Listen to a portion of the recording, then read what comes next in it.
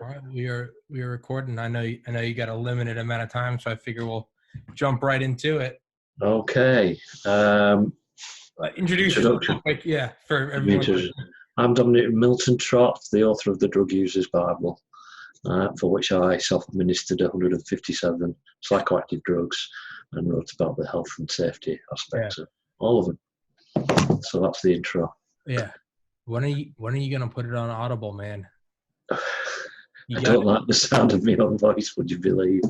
Oh, what? You got a perfect voice, man. I just had on some nuclear fusion PhDs from Oxford 2 weeks ago, and they wrote a book, and they're gonna put it on Audible, and one of them has an English accent, and they're gonna have him do it because his voice. Trust me, people in America will eat that shit up. Oh, no. Trust me, you got to do it. Because otherwise, people like me, too ADD, don't have time to read. But I will listen. I'll listen to an audiobook for 15 hours a day. I will listen 15 hours straight. I can only read for about 5 minutes straight. I might do a couple of substances and see how I feel, but really I'm not comfortable. Oh, come on. I like to hide behind paper words and think about what I'm going to say. I mean, I've only just progressed on to talking to you. No, that's a baby step, but I mean, think about it. These podcasts are going up on podcast apps, so it went from people watching them on YouTube to now people can listen, and it's just audio. That's all it is. They don't know what we look like. They don't know how ugly I am. I'll dabble, maybe. Yeah, come on. I'm reluctant you could do student. You could do another. You could do another self-administration of amphetamine. And just read through it. You do a live amphetamine days are gone. Yeah. Well, yeah. But okay. Yeah, man. Let's just jump onto it because it's only 1:30 my time, but I know you have a limited amount of time. So. Okay. Well, I had two ideas in mind, sure. And I was thinking I was going to have this enormous rant about the media. Because the latest reprint of the book has got a section on the media and a segment called a code of ethics for honest drug reporting, because there isn't a great deal of honest drug reporting. But then I thought, well, actually, really, I should finish the AMA that we started last time, so I thought we'd probably do that. Okay. And if it sort of starts to get boring or I'm repeating myself, we can jettison and go on to the rant at the media. Hey man, it's whatever you want to do. Yeah, you want me to pull up the AMA? Yeah, and I was looking earlier today. Where were we up to? And I think we were up to a question by Amstrad's Apprentice. Amstrad's Apprentice, okay. Hold on, let me pull it up. Whom I don't know anything about. I'll just have a look. All right. This is an for anyone who's just it's an Ask Me Anything on Reddit that we're going through. I thought it would be a reasonable idea to go through the questions in person. Okay. There's some really good questions there. Armstrong Apprentice, could you detail a bad experience either due to dosage or compatibility with your system? Yeah, that's where we're up to now. I've been through this before. In previous episodes, but I thought, well, actually, we'll start off from this point again, because the actual sentence I said there was some experiences occurred prior to the formulation of my approach, but not all. Thereafter, there was a common theme, and it revolved around complacency. I think this is common. The tendency is to become too familiar with the use of the drug, and thus to take safety for granted. Now that's actually where most of my errors occurred. I sort of got so confident and familiar with what I was doing that I became complacent, and I stopped following my own rules and giving it due consideration. I think that's a real danger. I think a lot of people fall because of complacency with drugs. So I'll actually answer this one just to stress that point, that if you use a drug that could potentially cause damage to yourself or others, then don't become complacent and force it. Yeah. And it took me a few you know, I thought I had a few problems. I got bit before I actually started realizing that, well, stop doing this. Yeah. You know, Yeah. do go through the boring rigor of checking the Ten Commandments, carefully weighing, pay attention. Yeah. Yeah, and it will it'll be far less likely to have a problem. So that was the answer to detailed loss of compatibility with your system. I think she was after, or he was after, the specific drugs as well, which again we've definitely covered. And I put here nutmeg. Yeah, I was gonna say nutmeg. And cannabinoids, in particular, yeah, 5-FAKB 48 and AM 200. Yeah. Sorry, 2201. Yeah. No. But there are others. I mean, that I had pregabalin. I had a really bad experience with. What was it? It's a sort of, it's like a sedative nerve type prescription drug. And I got it mixed up with gabapentin, which is a sister, an older version of it. And that I had too much, and I think that was just stupidity more than complacency. It was just, it's a prescription drug, therefore what have I got to worry about? So I knew that's not that's extreme, but that sort of gave me overconfidence with the dose, and it was absolutely. I'll go through in detail later if you want. It was absolutely awful. I was here and thought I was going to pass out. I couldn't sit here I had to go to bed, and I was really ill. You know, and the next day I woke up and it was too great either. So there was pregabalin, and then there was I think I mentioned Mapacho, which is what I had in Vietnam from a pipe. It's a sort of Nicotiana rustica, is a sort of type of tobacco from the Amazon, and there's a sister of that called rapé, spelt rape, but with a dash over the E.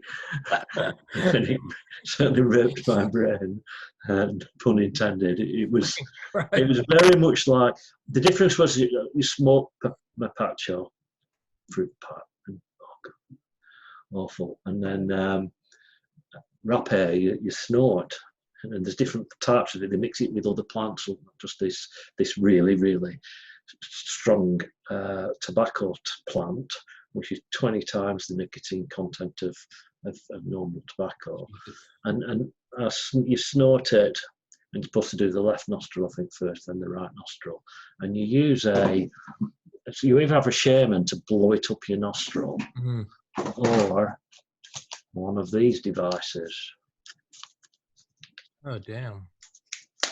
And what happens with this Karupi is you put the rapé powder in there, okay, and you stick that up your nose, and oh, something came out then, and it blows it up your nose. The harder you blow, the more intense, apparently. And I just give it a good little blow. Yeah. And it was a bit like a rerun of Mapacho in that I'm there thinking, right, meditate into this, don't let it, because I could felt myself going, and no, I couldn't meditate into it. It was just, oh no, and I felt like I was going to faint again. I felt my head was nauseous, and I felt really ill, and I scrambled upstairs and lay on the bed and lay there thinking, you idiot, you've done it again. And then it went on for about 20 minutes, an hour, before I was well enough to sort of get out of the bed and think, better come down because someone's going to notice I'm missing and I've done something.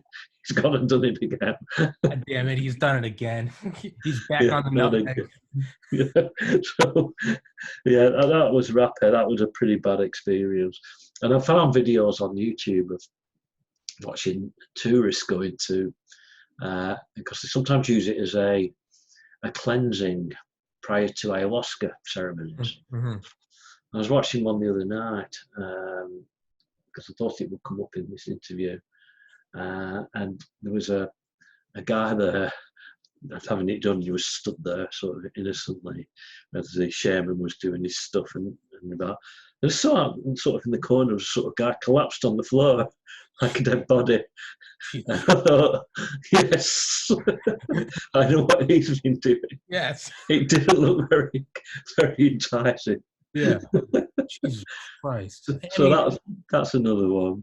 If the drug is called rape, Right. I mean, you can pronounce it rape, but I mean, come on, it's called rape.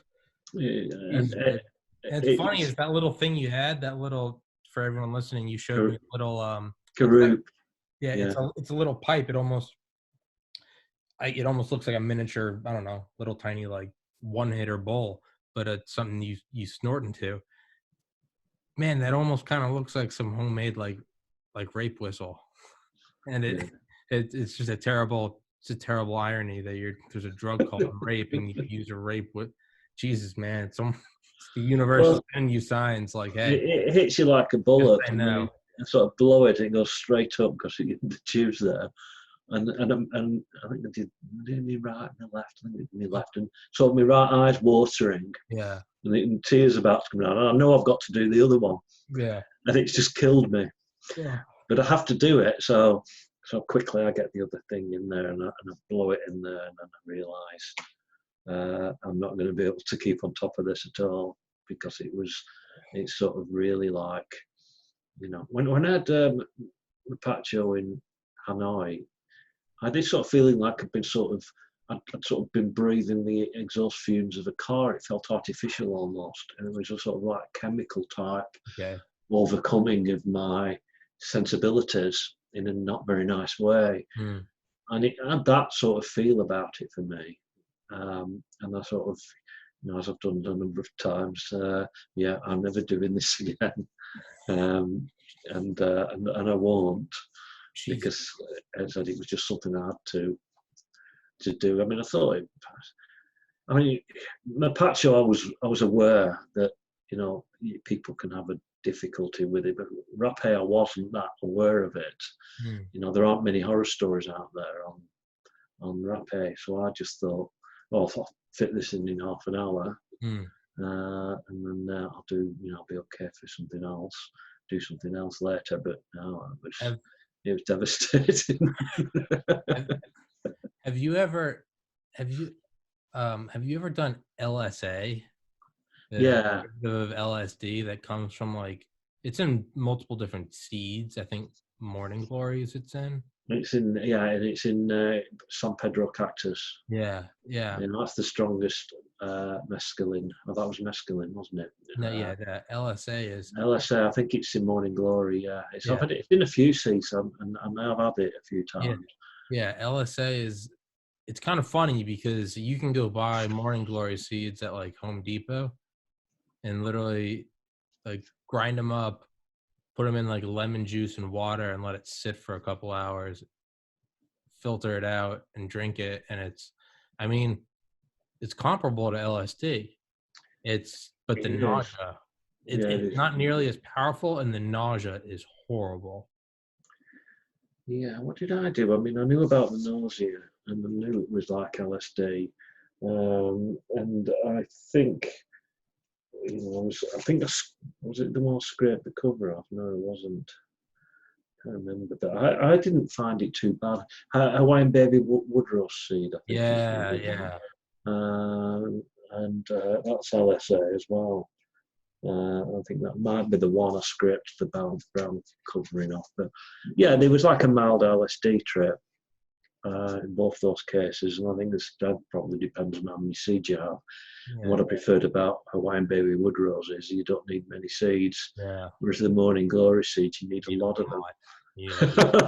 So you're eating these, or in my case, drinking them with water along with a cup. Yeah, and it's you vomit and muscle cramps, and it's almost just not worth it. No, it's really not worth. It's like it's not even like if you really want to do LSD but you can't find LSD. No, it's literally like it's like 1/10 of an LSD hit. Yeah, it was nearly headspace. I didn't get many visuals. No, it literally is just like It's like having a terrible, like, it's like having food poisoning and 1/10 of an LSD. It's not, Yeah. it's not worth, I really don't think it's worth it. It's find It's some worth LSD. bunging in here because people listening to this who might be tempted that some, I think it's Morning Glory, that some horticultural retailers, they actually, you don't buy the actual raw seeds. They've treated them with chemicals to make them last longer, or anti-insecticides and stuff Oh, like that. So, if you are actually going to buy these things and eat them, just make sure that your source is organic and there's no oh funny God. business gone on with the seeds, Oh because God. you might well be suffering a lot more than vomiting if you're Oh not man. careful. Man, Maybe that was your problem. I'm looking back at 2015 me, and I'm like, oh Jesus. I was probably Yeah. taking in insecticides, That pesticides. might have been the source of some of the issues, because I know people do have issues with the digestive system, but I didn't have any, really. I can No. recall. So that might be a factor for some people. Oh, So maybe the thing to do is wash them, yeah, maybe. and just be careful. No, So yeah, the question there. Yeah, so I've had a few oh yeah. substances Yeah, that Dan. haven't been particularly pleasing, shall we say. Yeah. Uh, Uh, what's Next this one? question. Stars on Skin is the next guy. Okay. Since you went through the dread and horror, if that were to happen again, I may have answered this already. What would you try to do while enduring it to help yourself? Quick background to my question: enjoy drugs overall, mainly MDMA and coke.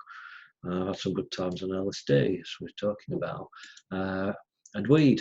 And it has left me. And had more bad experiences on it with weed. Now that's interesting. He's raised that issue because I think a lot of people are aware that weed is a pretty vanilla substance in that you can usually consume it with a lot of other drugs, but with a psychedelic and commonly with LSD, there's not necessarily going to be a bad synergy in terms of biology or physical issues, but there is a synergy that it can strengthen the LSD trip and vice versa in unpredictable ways. And I know some people who take cannabis on the tail end to get a boost for the LSD trip, but because sometimes weed can come with a sort of anxiety for a lot of people, or a bit of paranoia, so can LSD, you can actually see the potential there for bad trips and bad experiences, and that does happen. So I always recommend that if you're tempted, hopefully you're experienced, Yeah.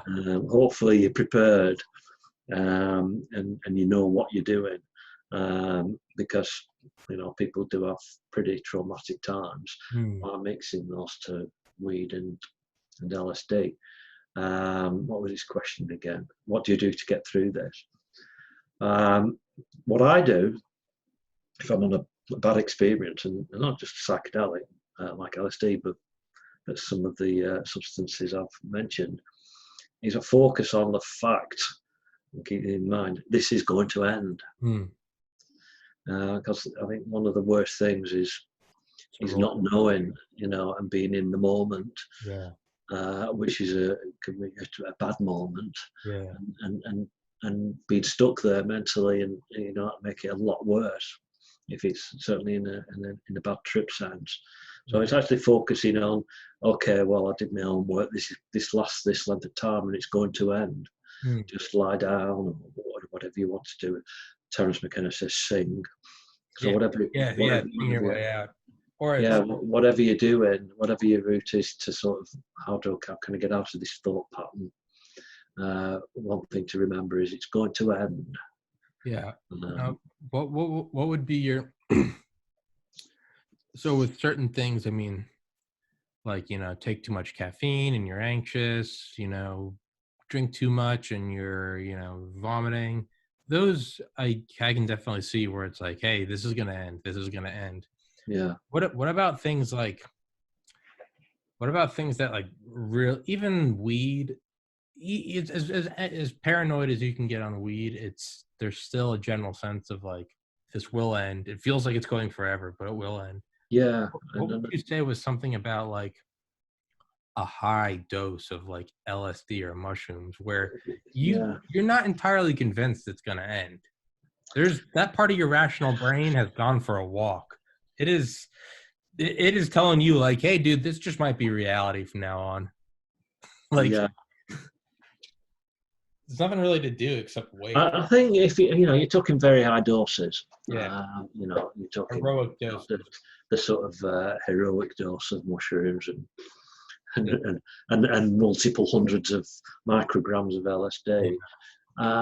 I mean, at that point, you pass the point of rationality to some degree, in that you basically know of your state, and you've lost track of time anyway. Time is an abstract Yeah, thought. that's Yeah. right. So, hopefully you've landed in a good place. because if you haven't, you're not going to remember that this is going to end. But would you sort of? I mean, it's difficult to say. It's only at the very end, the very sort of when you're actually in that space that you do lose track of, death's heart. To me, it's real, and it's time exists. As long as time exists for you, you can actually convince yourself and understand that this is a finite experience, and it's in the fullness of time. It's a short period of time. And that's what I try to hang on to. I mean, there are various sort of remedies for individual drugs. Some people say that snorting black pepper can help with paranoid with weed, and there's all sorts of, some are actually have some merit, but some don't. But generally speaking, for a question like that across all drugs, is looking for, what do I do? Well, focus on the end, focus on the fact that it will end relatively soon, and try and get out of the sort of, I know it's hard. Once you're in this sort of spiral of anxiety, it's not particularly easy to sort of about turn, but you've got to find something to do, or turn some music on, or just try and get your attention. And these weren't back in the psychedelic realm when I'm saying all this. If it's something like I mentioned, pregabalin or rapé or whatever, all you can do is lie there and endure, because you're too ill to do anything else. See, I'm kind of lucky in that I've never had a bad psychedelic experience. Like, they've never gone. It's like, it doesn't, sometimes it feels like it's not going to end and I can't grasp time. But the thing is I'm in such like a spiritual loving state that I'm not really concerned. Like, if it went on forever, that'd be fine. Like, cause I'm in a heavenly state. But I do remember one time that it started to like loop. I'd never had that experience before. It wasn't necessarily good or bad, but it was just a thought loop. It was like, it was so like the thought wasn't even necessarily like, is this going to end? Or it was just a random thought. It was almost like, should I go to the bathroom? Yeah, I think I'm going to go to the bathroom. Ooh, I could get a cup of ice water. A cup of ice water would be good. Do I have a cup of ice water? Oh, no, I have an empty cup. Oh, yeah, I forgot. I have to go to the bathroom. I should go to the bathroom. I could get a cup of ice water. And it was just this like, but I was almost like, I was watching it go on. It wasn't so much that I was actively thinking it, like I was just, like when you walk the awareness behind the thought. When you walk into a room and you forget why you went in there, it wasn't like that. It was like I was watching a video of someone walk into a room and forget why they're there. I was just watching this thought loop, and it was just like this circle spinning. And I was like, why is this person thinking about this loop? And then it was almost like it like fell off its axis and shut off. And then I went to the bathroom and I got some ice water and I went and laid back down. But it was just weird. It was almost like revving an engine. Like wasn't working. Like I'm gonna go to the bathroom and get some ice water. I had some ice water. Now I gotta go to the bathroom. I'm gonna go to the bathroom and get some. It was woo woo woo, and then it finally went. That's the only thing I could say was even remotely unenjoyable. If that was, I mean, I think it lasted only a couple minutes, but I just remember that was a little like odd. But I could definitely see where that could be bad. Because what if it was a bad thought loop? What if I die? What if someone I love dies? Blah blah blah. I could see where that's terrible. And yeah, man, I don't really know how you'd get out of it. I was always on the biggest trip I ever went on. I had two cats with me, and that helped enormously because you have these two little balls just purring and licking you, and it was just like nothing could bother me. But yeah, I don't know. I've never had a Well, I've bad. not really had any bad psychedelic trips. I've had a few weed episodes. I've had the worst on those. Those were far Yeah, scarier than. I mean, I've told you one last time was I think it was the last one, the trip to Varanasi in India where Yeah, we had that. yeah, that was a bit of a terror experience. We're also watching like cremation ceremonies. Yeah, You were watching just sort of crept burning on up. the river in India. You're like, what the fuck am I doing? Just like, yeah. It's not. I mean, it's I mean, weed is a really strange drug. I mean, but if you think about that, like, if you're too high, it's definitely like don't watch a scary movie or, maybe don't watch the news where it's like war, death. Like, man, you were firsthand watching bodies being burned. I mean, normally I'd be on the rickshaws, the tuk-tuks are normally that's their normal. Perfectly. Oh, this is how it is over here, and it's quite fun. But you get yourself, in a sort of that state of mind and anxiety and everything. Sort of, oh my god, that was sinister, and it turned into a sort of prolonged horror movie. And it's not the first time. I mean, I've done it in Amsterdam once. No, that was on truffles. Yeah, I have had a bad psychedelic ride after all. It was on magic truffles, psilocybin. And I had a box called Dolphin's Delight, 15 milligrams, from a smart shop. And I munched them and went to the Amsterdam Museum, which is called the Amsterdam Museum, and it had these pictures on the walls, and I could feel the walls breathing, the standard sort of. Sure. And then the pictures of the walls were all these old Dutch people from the Golden Age in, I don't know, 1600s, and they were starting to become threatening and look like pigs, and before too long, I realised that, oh my God, I'm still coming up, and I'm terrified. And it's just, oh God, take me back to the hotel room. Yeah. And I had to get right through the middle of the town because I think I was staying near the station. So I've had a pretty bad. No, these things weren't traumatic. I knew I was tripping. Yeah. I just keep that. I'm on a trip, and it's going to end. And none of this is real. I kept reminding myself, and it wasn't bad. But it's still not nice. But I don't think that was as bad as some of the weed experiences, where you just everything you find a sinister edge to it. Yeah. And I think they were far worse. But so answering his question, that's the answer to his question. What's this one's going? How did you get into this? And what is the most common misconception people have about you? Well, I've already covered how I got into it. It was the ayahuasca thing that I was going to go to, and I thought I'd try a few drugs, so that I wasn't totally naive when I got there. Misconception is that I'm what people perceive, because of the media and culture, as a druggie. Yeah. Which is, I'm having drugs all the time. Yeah. It is a misconception. It's not true. Yeah. It is true, but we're all druggies. Yeah. Most of my friends have a glass of wine. I'm not shitting you. Most of my friends probably have a glass of wine, just one glass, probably every single night. I mean, and these are friends that are doctors. Regular drug users. Yeah, they're habitual. doctors, they're lawyers, they literally are Wall Street investment bankers, they're fathers, they're great people. It's not even like they're functioning alcoholics. They're not alcoholics. They just have a glass of wine with dinner. They really enjoy their wine. They are technically druggies.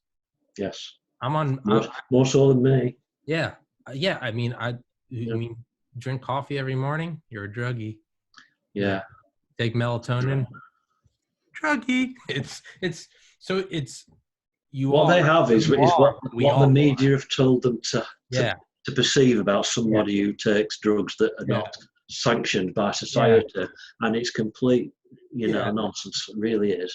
And so that's one. The other one is more, that's in real life, as well as online.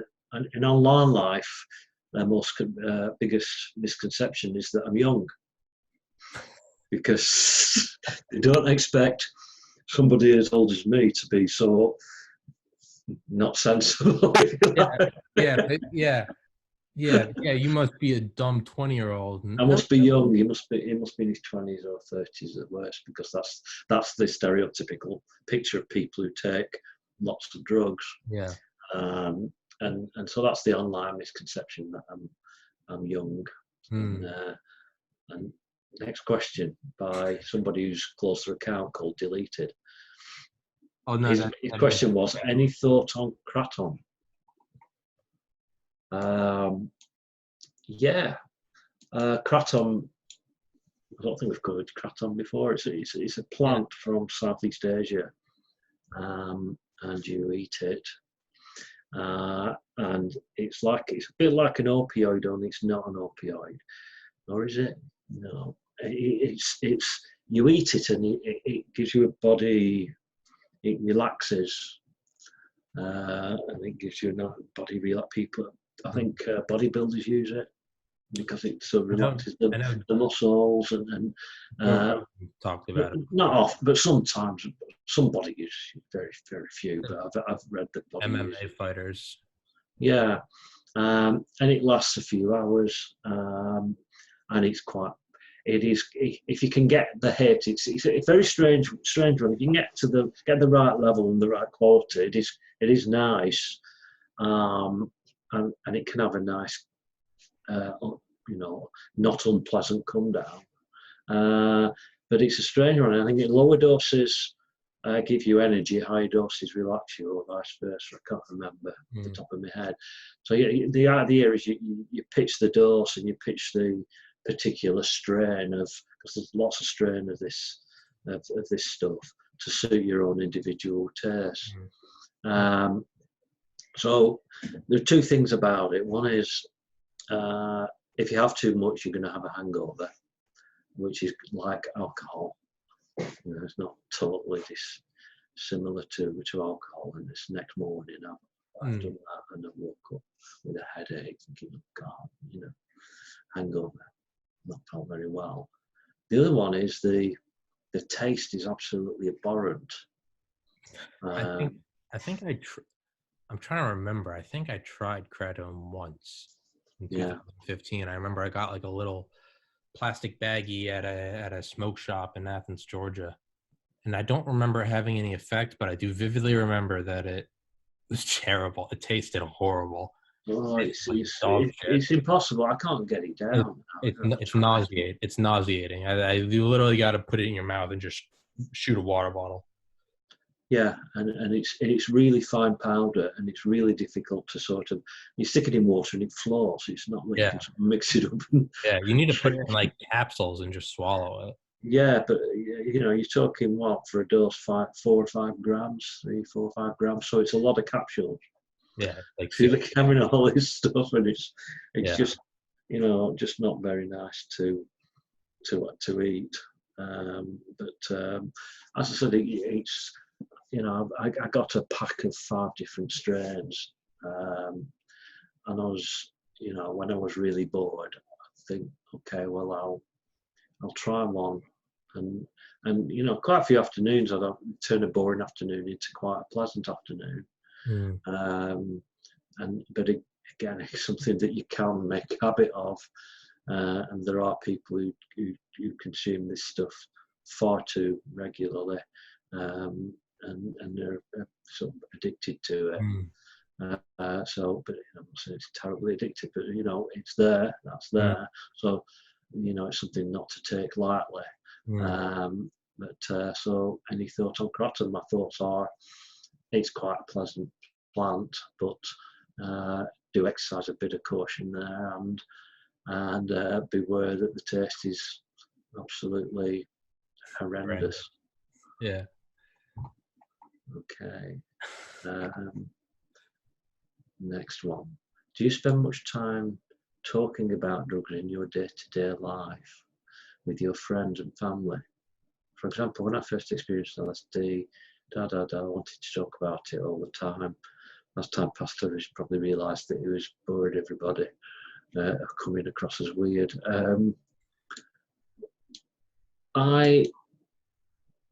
What have I put there? That's a really good point, and the answer is yes. I don't think it is limited to drugs, though. It will apply to anything any individual throws himself into intensively. Yeah, I mean, nobody's interested in drugs sort of here, which is quite frustrating because, it's one of my topics of interest. You might say. But it's not the first time that's happened. I've had other topics of interest in the past that nobody wants to talk to me about. And maybe it's not just the fact it's me. Yeah, maybe. I'm hoping it's the topic. Yeah. So I don't think it's particularly the topic. I think it's the fact that, you've got to find someone who's interested in the same subject matter to have a good conversation, whether it's drugs or football or anything else. Yeah. What's heroin like? We did that last time at great length, so I won't. I called it comfort bubble. Here's a question I just found. It's from user Why You Know That. Have you tried crocodile? Desomorphine. Many say it's the most deadly drug known to man. If so, what are your thoughts? Crocodile. Yeah. Spell it. Krocodil. Desomorphine. Desomorphine rings a bell. Desomorphine. Desomorphine. Is it DESO? DESO, yeah. Morphine. Desomorphine. Is a synthetic opioid-like substance crystallized. Crocodile. Crocodile desomorphine induces opiate-like action with fast onset and brief opiate-like substance. No, I've never actually heard of that. Since a semi-synthetic opioid, so it's a synthetic opioid or semi-synthetic opioid. Opioids, a funny relationship with opioids, because I was never that keen on the idea of them. I'd had morphine ages ago, but in a hospital environment. And I had a few that I thought, well, I'll leave heroin until last or later on, which was a good thing to do. And then when I'd done heroin, I thought, I've done opioids. Do I really need to do more opioids? Because there's going to be variants on a theme. And I sort of forced myself to, and these were the ones that I didn't really want to do, because I did them through, I didn't expect anything other than a sort of variation on heroin. And I did oxycodone, tramadol, codeine. I did a few, but they were all similar-ish.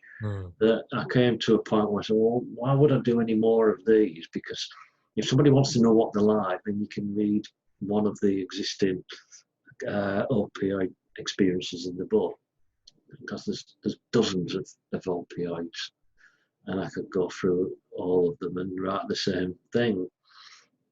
So I sort of stopped. So that's probably why I didn't do that one, because I thought, okay, how many opioids do you need to actually cover here to give the picture? And the message from them all is pretty much the same, isn't it? Yeah. Look, they produce a comfort bubble rather than necessarily a great euphoric high as a kite amphetamine type feeling. That's what they do. You can get a hangover. You can become addicted to them if you keep taking them, not necessarily because of the chemical properties, but there is that, but because of the dependency in terms of alleviating everyday problems. And I think that's what a lot of opioid addicts, the issue is that it alleviates the horrors and pains and problems in the life Of everyday life, yeah. and that they need it to stop that getting worse. So I think for all of these opioids, there's that some measure of that in play. So, it was like the artificial cannabinoids, I did all the main ones. I'm thinking, well, there's hundreds of them. Yeah. How many do I need to actually do? There's Yeah. ones, there's artificial cannabinoids that no one ever is going to find now. And do I do it? And Yeah. I said, well, no, because I know what it's going to be like. Yeah. It's sort of like AM whatever or JWH 18 or so, and just having it for the sake of it, so I can actually say how many had this many drugs. It would just be ridiculous, and it would just have a lot of fat to the book that's not necessary. Yeah. So that's why I didn't do some of the fentanyl. I didn't do that. What's the point? Yeah. Fuck that. Yeah. Yeah.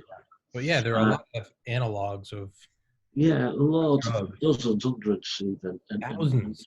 You could find thousands of things that are pretty much identical to LSD. What's the point of doing them all? Yeah. Right? So you have the ones that people are actually likely to encounter and use. Yeah. Or something that you might think, well, that's people want to do that, but it's definitely going to be different to anything else. Yeah. Yeah. So I'm going to do that so that people understand, even from a scientific perspective, that you want to seek out new, different experiences to document. Definitely a degree of that. But if there's something there that's pretty much identical to that, I wouldn't necessarily do it if it wasn't used, generally speaking. So the answer to that question is no. Okay, next one. What was your most powerful psychedelic experience? Ayahuasca. We've been there. How do you recommend your book is used? Do you feel it is a good source for harm reduction? Terrible source for harm reduction. Of course, it's a good source for harm reduction. That's what it's for. I said it's written specifically for harm reduction. Initially, it was intended for reference. Yeah. As you know, because I mentioned it in the first episode, the original idea was to create a spreadsheet. Well, I realised that actually this is, it's the reason I wanted a book instead of a website. It's difficult to actually get the information and to read the story of an experience if it's not a book. So yeah, it was originally going to be a Excel spreadsheet which would have made it a reference item. So the idea originally was a reference book. Okay, well, I'm going to have, I don't know, pick one at random. Salvia divinorum. So you look it up and you're on the page and it's got all the stuff, and then you get all the information you need for your salvia, and then you put it down. Originally, that was the intention. But then I thought, well, I can actually make it readable. And that's when I got more ambitious.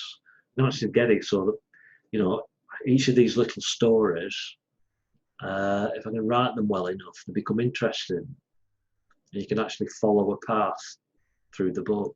And if I actually put a general introduction to the drugs at the start and where everything fits together, and some general rules, and at the end I have a section which is a large section on, the law and what to do if they force you to have a drug test, and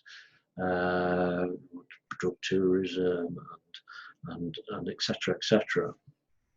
I can actually make this a book that people might consider going through and reading. So in the end, I sort of tried to write it like that so that it wasn't so dry and cold that it wasn't impossible for people to sit down and enjoy doing a few pages here and there, and sort of actually, or read an entire section, say psychedelics. Yeah. Getting a comparative picture of what all the different psychedelics are like and what the differences are. So, how do I recommend it be used is the question of chew mouse. Depends on what your preference is. Definitely use it if you're taking a drug. You can go straight to them. There's an advantage of having to search on Google. Did I just pick the book up and go to the drug? Yeah. And it's all, at least a starting point of what you need to be looking out for. Yeah. So that's the answer to that one. But if you want to read and you like reading, hopefully I've done a good enough job of making it readable that you can do that as well. Put it on Audible. Yes. Kekel 13. KEKL 13. Okay. Would you describe yourself as a spiritual person? How did drugs change your overall perception? I said that psychedelics changed my perception completely. I feel, at least to some degree, I've disconnected from my linear thoughts, my life narrative, to associate with the awareness behind them. The fact that you asked the question suggests that you know what I'm talking about. I could write an essay on the subject, but I'm still exploring. I mean, what I've not done is wax lyrical on the revelations, because loads of people do that. Yeah, it's not. It's not a new thing. No, and really, I don't know. I don't know enough to preach on, the nature of reality. I'm exploring it. I'm researching it. I'm trying to discover the nature of reality and what, but to actually give some sort of presentation or speech on what the nature of reality is would be incredibly arrogant, because I don't know enough. Yeah. The more I learn, the more questions I have. But does that make me spiritual? I think I'm not religious at all. I don't believe. I don't. If somebody tells me, "Oh, you've no faith," or "You don't believe," I say, "Well, I'm a rational person. I try to discover what things are and what is." Just because somebody says this and this, or writes it in something, a transcript or a scripture or something, and says this is how it shall be and this is what it is, well, sorry, that's not enough. There's no evidence there. Yeah. I'd rather discover, and that's what I know is real. I think it's Buddha who says, "Don't believe anything you're told, even if I tell it to you." Yeah, even if it's yourself. So that's right. I agree with that, and that's what I try to do. And as I said in the response there, I'm learning to associate my awareness myself with the awareness behind the thoughts, and the thoughts are separate to who in essence I am. And I think it was the Eye of Horus. People say that those are the senses. Look, I've got a silly tattoo on my wrist, which is a bird flying, the Eye of Horus. And those are the senses of taste, touch, and the wave above it is said to be thought. It's another sense. So yeah, I think that's probably right. So I sort of try and explore that area, and if that makes me spiritual, I am, but I'm not religious, and I don't believe anything that I can't experience and see or hear or taste or touch or some other sense myself. Yeah, and it's psychedelic revelations. It's often the revelations are highly personal, and only, for me at least, only hold value to me. You know, it's like the perfect woman for me is not the perfect woman for you. It's not an objective thing. So I can't, I can't say, hey, it's the best color ever because Well, it's the it best was it color Bill, for Bill me. Hicks had a saying that just aligns with what you said. He Yeah. said, I am something experiencing the world subjectively. Oh yeah. Today, a young man on acid realized we are all one experience. We are all one consciousness experiencing itself subjectively. There is Yeah. no such thing as no. Today, a young man on acid realized that all energy is all matter is merely energy condensed to a slow vibration. We are all one consciousness experiencing itself subjectively. There is no such thing as death. Life is but a dream, and we're the imaginations of ourselves. You're starting Wow. to Yeah. go in there. Brilliant. Yeah, but it's it really is kind of, yeah, we're all, yeah, it's there is no really objective truth. It's No, just, because we are sort of in from we have a perspective, and that's what we have, and it's like this sort of the slit experiment where yeah, how can you measure if you are you're only measuring the looking at. from a particular perspective, and so how did you get on? I don't know what the question was. What? What was the question? I don't remember, but it's I don't know. It's something about psychedelic revelations. Yeah. So yeah, that's it. I don't feel that I can sort of. Uh, I don't have the answers. Yeah, All I know is that I'm trying to find them, and that's all yeah. you can do. And again, even if you could find them, it's it's mostly applicable to you. Yeah, You know, it's that was it. Yeah, if I tell you I found the best ice cream ever, you might not like it. It's the same exact thing, but I like it and you don't. So therefore, it's not a revelation to you. So I can tell you about all these revelations and conclusions and enlightenments, but that could be only applicable to me as a white 29-year-old male living in the United States in 2020. Like that might not mean shit to you if you're a black female singer in, I don't know, southern Toronto. That might not be it, so it's the same thing, but it might not mean shit to you, and it might mean the world to me. I don't have the answers, but I can suggest some tools, Yeah, point the and way. I can suggest some areas to explore, Yeah, which is what I do with the Food yeah, for the Psychedelic Mind. yeah. It's like So I don't that's know where rather than have a section on this is how it is. this is how it is. Yeah, Yeah, instead of, no, yeah, no, I can provide some tools. I can yeah, suggest some tools. yeah. Like Suggest some tools, and I can suggest some. Here's some areas you might want to actually look at yeah, to explore, and yeah, that's all I can actually really do, yeah. rather Like than I give can't. a Yeah, single perspective. yeah. I can't tell you what the most beautiful city is, but I can give you the Yeah, keys to a car. You can go find it, you can go find it, but and I don't this know. is how you can get to Yeah, just to do it. and Yeah, even that is just a suggestion. I yeah, used a car. Here are some keys to a car. You might not want a car. You might want to go on a bike or a yeah. plane. So it's We won't be doing that very anytime soon, will we? coronavirus. Yeah. What are they gonna?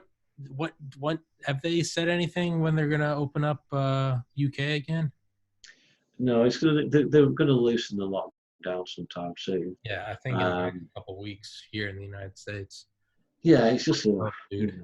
I'm trying to not make it a nightmare, but Yeah, for me, I'm here, almost in between adventures, yeah, and that's how I've lived for some time, and yeah, it's been great.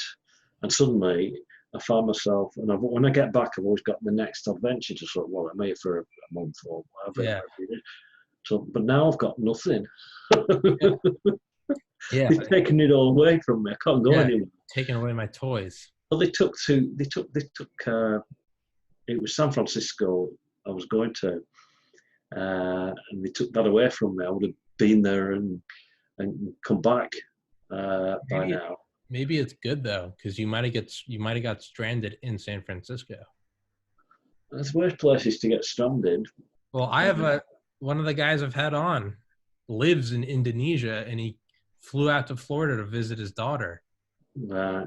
Hadn't seen her in a while. I had a daughter-in-law, I don't know, and flew out here.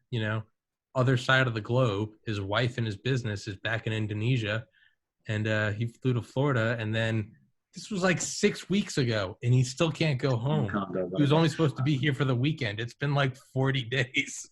He's like, what the fuck am I doing? Like, so it's, yeah, man. I think that'd have been okay. I mean, our government had flying anybody back, and it's impossible to get back from America to the UK. Yeah. But going over there and coming, I mean, there's nothing. When I looked online on some webcams, I thought there's nobody in the streets or anything. If I'd have been there, Yeah, it would have been a bit of a nightmare. So, that probably so would have I been was a bit weird. disappointed that was taken away. Yeah, But now I want it to end. I want to go I just want again. to fucking go outside. Yeah, dude, I just want to go to the gym. Yeah. A mile away. I don't even want to go on adventures. I just want to go to the gym. Go to the I mean, we're allowed out. I mean, we're allowed yeah. to I know. exercise. I mean, well, yeah, no, I go outside. Oh yeah, the gym is a I mean, the community. literal. Yeah. I want to go to the literal gym, lift weights, Yeah. go to the. Yeah, man, it's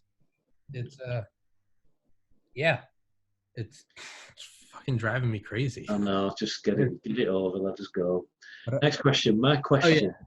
How did you acquire each drug? I'm not telling you that. How did you test them before use for dosage accuracy and test? Well, I can answer it. I mean, what I answered was that the majority of drugs were legal in this country, apart from the ones that were specifically named and classified. And that was a relatively small number. It was the ones that people have heard of: cocaine, heroin, But a lot of drugs, all the botanicals, I could import without problem legally, and I'd just go online and I'd have drugs coming here every day. And it was perfectly okay until May in 2016, and then I travelled a lot. So acquiring, I went all over. I went to where I had to go to get the drug. Testing was always possible because I took my scales with me. There were exceptions, like even ayahuasca when it was administered by a shaman. I don't know what was what, but I just had to trust the shaman. So yeah, I didn't shortcut safety just because I was on the road. Okay. I grew up when the techno house scene was at its peak. I loved Gatecrasher UK. I've never heard of it. It's a place, I think. Anyways, during the time we had ecstasy and it dropped off the planet, the stuff they do today isn't what was around back then. What happened? What made it so bad? Well, nothing made it so bad. It's adulterated if it's bad. It's been sold or mixed with some other drug, 2CB, or and it's not what people are expecting. The big difference, but assuming it is actually MDMA that the users bought, is the strength of the pills. They used to be less than 100 milligrams. Generally, that was the going. Now, you have pills in excess of 200. I got 220 to bought some on the road, and I checked them out. 220 milligrams, which is more more than you should be taking. So that's the answer to his question is the drug itself hasn't changed. There's probably more mixed or misrepresented drugs around than there used to be, and the pills themselves are far stronger than they ever used to be. Why they're far stronger, I haven't the slightest idea, but they are. What's the most entheogenic drug experience you've encountered? I think much of the time it's influenced by setting and dose. For me personally, Um, MDA, a drug called MDA, which is different to MDMA, was the most intensive. And even though I had a larger dose of MDMA, I mean, it's a very personal sort of feeling thing, isn't it? Empathy. I think a lot of it is who you're with and what you're doing and where you are, not just the drug. What was your favourite? Well, we won't go there again. I've covered that, I think. What's your favourite drug for chemsex? We have covered that, haven't we? Okay. Do you use recreational drugs whilst not researching this book? Are you addicted? What do you think of people potentially using this book to start using drugs and then becoming addicted? Basically, wouldn't I be to blame? So it's that one again. Okay. Does he use recreational? Does he use? It's not.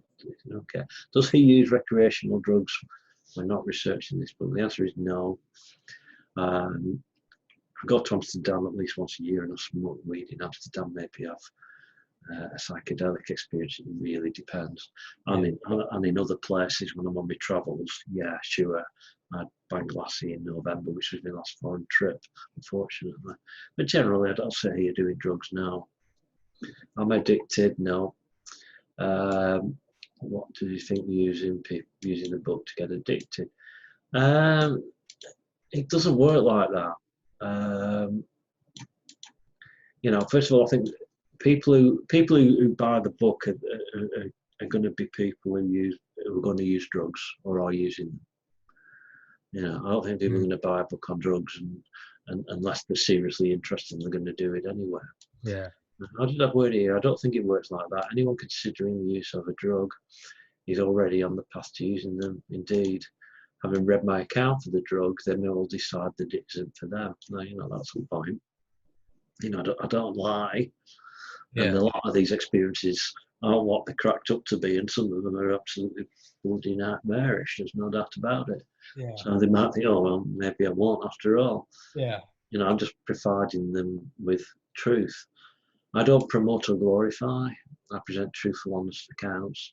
If they're going to proceed anyway, I refer back to what I say in the video. It's far better to be armed with sensible harm reduction data than to embark from a position of ignorance. And I don't use more than what he recommends. I recommend in regards to dosing. What does he think of drug users building up tolerance? Well, yeah, the two connected questions. Now, of course, a regular user will build tolerance and may seek to address it with higher doses. I try to explain that, and I don't give them the dose, and what is, if there's a risk of addiction, I'll tell them, and if it's, there's certain levels and certain problems there, I'll tell them. But the bottom line is, anyone who gives help and advice in this arena to try and prevent people from killing themselves or being addicted, you could argue that they're facilitating the use of drugs, and it's an absolute nonsense. And the evidence is all around us. It's all this stuff is relatively buried out there. People are making stupid mistakes on doses, on onset time, everything, you name it. And it's largely because there isn't somebody saying, look, this is the dose, not what your crazy 220, 300 milligrams of MDMA. I mean, fortunately, it's quite a forgiving drug. That example, but use a different one if you like. Don't, this is what you should do, and you can always take more. You can't take less, and all these rules and sort of suggestions and ideas and information that they need should be at the fingertips and isn't. Because people do run into problems, and it is down to ignorance, a lot of it. Yeah. So what drugs are we being experimented that leads you to users dry to go on that one? Do you have any addictions? See, people have this idea, we've covered a couple of times tonight, that I should be addicted and I should be having drugs all the time. No. Do you have any permanent side effects? Which scared you the most, and that you might have injured something within your body or brain? I don't think I have any side effects at all. Yeah. I mean, the side effects I've got are psychedelics have changed my perspective for the better. In terms of all the other classes of drugs, I don't think they've caused any medical problems, none that I'm aware of. I've recently had a medical checkup and I was perfectly fine. I'm fit and I'm healthy. I'm a bit weird maybe, but that's not because I've had all the drugs. But so what's the second part of the question? Have I injured something permanently? No. Regarding the second question, it's a good one. I think under the influence, any fear was mainly with respect to my mind and getting back to normal and of death. I never thought, oh, I've ruptured my liver or I've done something. None of that stuff at all.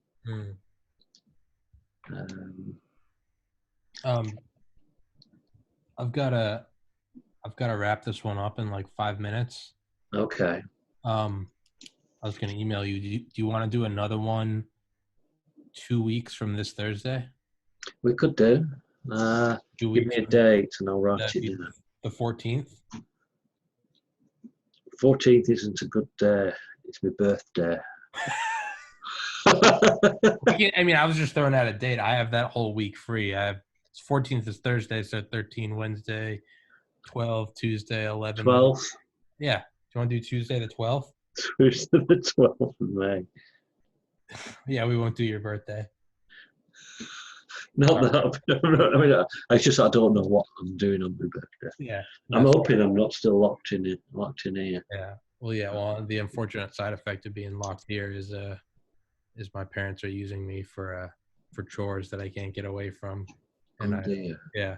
So I'm getting texts right now telling me to come down and clear the gutters. So. Get down there and clear the gutters. It's still day, isn't it? I know. Nice. I don't want to. I want to talk about LSD and ayahuasca, but unfortunately, maybe I'll find. Unfortunately, you've got those gutters aren't going to clean themselves. Maybe I can find some psychedelic leaves. You never know what's growing in those gutters. Yeah, seriously, right? If I took a handful of that shit and ate it, yeah, I mean, I could blast off. I'd probably just die, but it probably. You don't want to be dying. No. Oh, have you done? I'm reading that book, Black Hawk Down. You read that book? It was a famous movie, Black Hawk Down. Down. It's about the United States involvement in Mogadishu in 1993. Oh well. No. I'll skip all the important stuff, but they're fighting Somalians, and apparently the Somalians, one of the things they did is they would chew a drug called khat, Khat. Yeah, khat. It's a stimulant. Yeah, and it's from which methadone. Is derived. Yeah, methadone, the nickname of meow, also known as cats. Yeah, and that's what methadone was. Methadone was the rage here in about 2010. Oh yeah. I mean everywhere. Really? More so than MDMA. Oh Jesus! I think he was at fourth in the list of most popular drugs, and MDMA was third, but he was right up there. Oh, and its beauty was that it was like MDMA, and it was probably a bit more euphoric and less empathy, but it was short acting. So you'd have the methadone and it'd be 2 hours, 3 maybe, and then you'd be sort of floating back to normal. So it was hugely. I enjoyed it, and it's also the drug that caused we have this committee of medics and various people who advise the government on what was legal and should be legal and not illegal. And the chairman of that was a guy called David Nutt. And he argued that I think that's the drug that made him resign, which is a big story over here. Because he was basically saying, look, it's just ridiculous to make this drug illegal on its safety profile compared to alcohol. for example. But was it that drug he said that you're at greater risk of death by riding a horse? Could have been. I can't remember. It was something like that, but I think that was the drug that caused him to resign. So yeah, it was a big drug over here, and it was a nice drug to use in a club context. Yeah, they made it illegal, so you don't see it around anymore. Yeah, apparently the U.S. soldiers they hated fighting them. They would always do their missions at night because that's when they were all coming down off Cat. All right. But the movie Black Hawk Down, this took place during the day, and they hated it because all these guys were high as fuck on Cat, and they were fearless, and so it made them that much harder to fight. But that's like a rerun of World War I and World War II when the meth, amphetamine and meth, fucking nut. That's one of the. I gotta go in a minute, but yeah, that's one thing I always think about. It's like, what's scarier than Nazis? Nazis on meth. Yes. And it's literally, it was like, there couldn't be more of an insane combination. Fucking Nazis on meth. Like, Jesus Christ. Like, no wonder that. To be fair, I think it was both sides. Yeah, I'm sure all of our pilots were. I know all of our pilots were on amphetamines. Yeah. Yeah. It's easier to point fingers. Yeah. But, I mean, it's just crazy, isn't it? Really. Oh yeah. No, everyone was on it. These U.S. pilots used to talk about fighting in the Pacific, and in Korea and stuff, and they'd say, they'd always they'd take their stimulant pills and they'd go out to the bars. And they'd save their stimulant pills so they wouldn't do them on missions. They'd save them and they'd take them and they'd go out and drink all night. Yeah. Can you imagine? Yeah. Shit, I would too if it was World War II, man. Every mission could be your last. Fuck that. Yeah, I'd be getting high as a kite as well. But all right, Dominic. All right, Mr. Trott, Dominic Milton. Nice talking to you again. You too, sir. Tuesday, May 12th. I will see you. Okay, have fun cleaning the gutters. I will not, but I'll see you, man. See you now. Peace. Good night. Bye. Bye-bye.